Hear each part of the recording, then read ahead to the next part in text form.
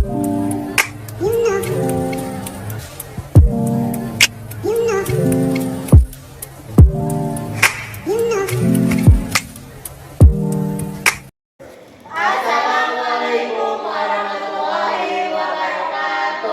terhormat kepada Ibu Retno selaku dosen mata kuliah manajemen perubahan dan teman-teman yang saya hormati. Di sini kami dari kelompok 4 yang beranggotakan saya Gilang Ramadan, saya Putri Dela Sipa, Saya Anti Dewiarti. Saya Ea Nadia Putri. Di sini kami akan menjelaskan tentang resistensi perubahan.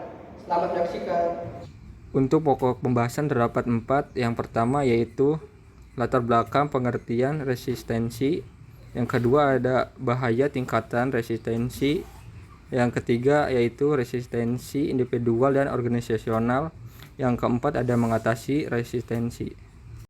1. Latar belakang dan pengertian resistensi. Selanjutnya, latar belakang. Perubahan dapat menimbulkan tantangan dari individu maupun dari organisasi. Tantangan dapat bersifat positif, yaitu adanya keinginan menjaga stabilitas, namun tantangan dapat pula menjadi sumber konflik. Misalnya, tantangan terhadap rencana reorganisasi yang mengarah pada pendampingan organisasi. Perubahan merupakan suatu fenomena yang harus dihadapi, namun tidak semua orang bersedia menerima kenyataan adanya perubahan sehingga terbalik resistensi atau menolak perubahan tersebut. Kemudian dilakukan komunikasi timbal balik agar bawahan yang menolak perubahan dapat memahami manfaat dari perubahan dan atasan mengetahui apa yang diharapkan bawahannya. Selanjutnya, pengertian resistensi. Resistensi perubahan adalah kecenderungan individu atau kelompok untuk menolak atau menghambat perubahan dalam organisasi atau lingkungan kerja. Resistensi perubahan dapat terjadi pada semua tingkatan organisasi, dari karyawan hingga manajemen puncak.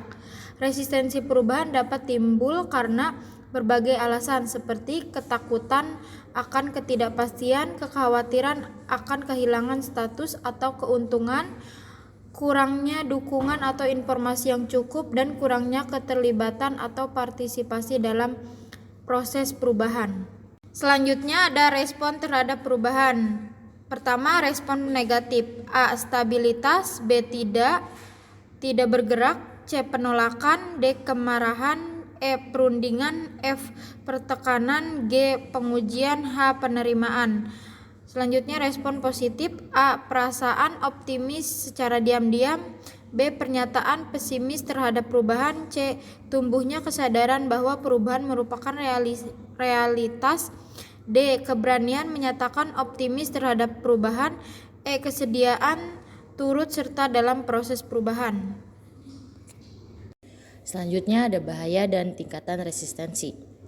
Bahaya resistensi menurut Wibowo tahun 2006, rencana perubahan tidak dapat dikerjakan bila menghadapi resistensi karena itu tidak boleh mengecilkan skermet atau resistensi terhadap perubahan yang disebabkan hal-hal, yaitu sebagai berikut. Yang pertama ada resistensi bersifat menular, yang kedua resistensi melumpuhkan, yang ketiga resistensi bersifat merintangi. Selanjutnya ada tingkatan resistensi. Resistensi perubahan merupakan suatu kontinum dari penerimaan perubahan secara antusias sampai dengan tingkat penolakan dengan melakukan sabotase. Tingkatan resistensi dari yang paling lemah sampai pada yang paling awal. Menurut Wibowo tahun 2006 adalah sebagai berikut. Yang pertama ada S-plane. Kesediaan menerima perubahan ditunjukkan oleh sikap antusias, kesediaan bekerja sama di bawah tekanan manajemen, atau kesediaan menerima perubahan. Yang kedua, indifference. Sikap tidak acuh ditunjukkan oleh sikap apatis, hilangnya minat bekerja dan hanya jika diperintah, serta merosotnya perilaku karyawan. Yang ketiga ada aktif resistensi. Ditunjukkan dengan cara bekerja lambat, memperpanjang waktu istirahat kerja, meninggalkan pekerjaan, melakukan kesalahan, dan menunggu atau sabotase. Yang selanjutnya ada resistensi individual dan organisasional. Yang pertama, resistensi individual. Terdapat beberapa faktor pendorong bagi timbulnya resistensi individu dalam organisasi, yaitu sebagai berikut. Yang pertama, ketidakamanan ekonomis, kekuatan atas hal yang tidak diketahui, ancaman pada hubungan sosial kebiasaan, kegagalan kebutuhan untuk perubahan, proses informasi selektif. Selanjutnya ada kecenderungan individu, iklim ketidakpercayaan, ketakutan akan kegagalan, tekanan tenaga sekerja, konflik, kurangnya kebijaksanaan dan untuk waktu yang tepat. Sistem penghargaan tidak memperkuat. Yang kedua ada resistensi organisasional. Perubahan pada tingkat organisasional dapat menghadapi resistensi yang menghambat pencapaian tujuan organisasi. Dalam menjalankan proses perubahan, menurut Wibowo tahun 2006 yaitu sebagai berikut. Yang pertama ada kelambanan struktural, kelambanan kelompok kerja, tantangan keseimbangan kekuatan yang ada, usaha perubahan sebenarnya tidak berhasil, faktor atas perubahan terbatas, ancaman atas keahlian, ancaman pada hubungan kekuasaan yang sudah ada, ancaman atas sumber daya yang ada. Selanjutnya yaitu mengatasi resistensi. Setiap perubahan yang ingin melepaskan diri dari kondisi status quo atau kondisi tetap pasti akan menghadapi resistensi. Resistensi umumnya muncul karena kekurangtahuan atas manfaat perubahan atau akibat kemampuan dalam posisinya. Yang pertama yaitu teknik mengatasi resistensi. Terdapat beberapa teknik yang dapat digunakan untuk mengatasi resistensi pada perubahan, yaitu sebagai berikut. Yang pertama, membentuk dinamika politik. Yang kedua, mengidentifikasi dan menetralisasi penolakan perubahan. Yang ketiga, mendidik angkatan kerja. Yang keempat, mengikut sertakan karyawan pada usaha perubahan. Yang kelima, menghargai perilaku konstruktif. Yang keenam, menciptakan organisasi pembelajaran. Dan yang terakhir, memperhitungkan situasi. Selanjutnya yaitu strategi mengatasi perubahan.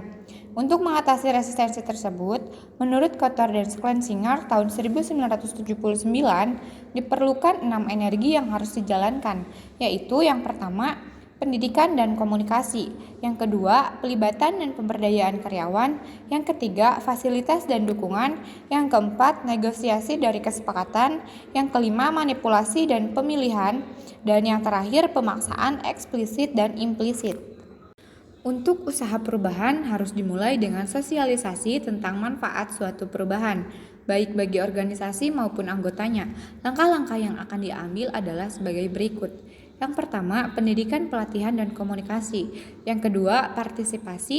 Yang ketiga, fasilitas dan dukungan. Yang keempat, manipulasi dan pemilihan. Dan yang kelima, paksaan atau kekerasan. Jadi kesimpulannya yaitu resistensi perubahan bukanlah hal yang harus dihindari atau diabaikan secara keseluruhan, karena beberapa untuk resistensi perubahan dapat membantu organisasi untuk mempertimbangkan dengan lebih baik dampak implikasi dan perubahan tersebut. Oleh karena itu, penting bagi manajemen dan para pemimpin organisasi untuk memahami resistensi perubahan dan mengelola dengan tepat, termasuk dengan memperkuat komunikasi dan partisipasi para karyawan selama proses perubahan, memberikan dukungan dan pelatihan yang cukup, serta memberikan insentif yang tepat untuk mengurangi ketakutan dan kekhawatiran. Terima kasih telah menyaksikan video kami. Kurang dan lebihnya mohon maaf. Wassalamualaikum warahmatullahi wabarakatuh.